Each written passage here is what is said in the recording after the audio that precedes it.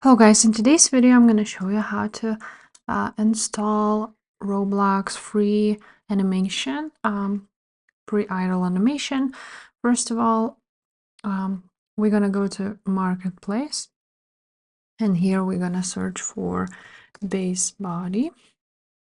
After that, you're going to choose one of these free options, so whichever you like.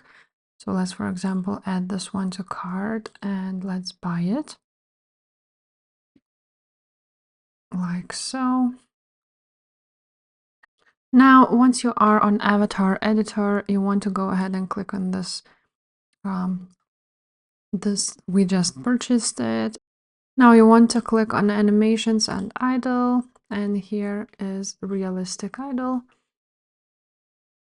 I'm just gonna deselect it, and now you select it, and basically you equip it like so.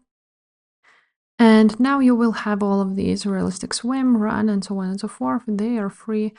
You can deselect these ones and also deselect the face, for example, which means it will look like so, and add your own items on it. So if this video was helpful, please leave a like, subscribe to this channel, and I will see you next time. Bye.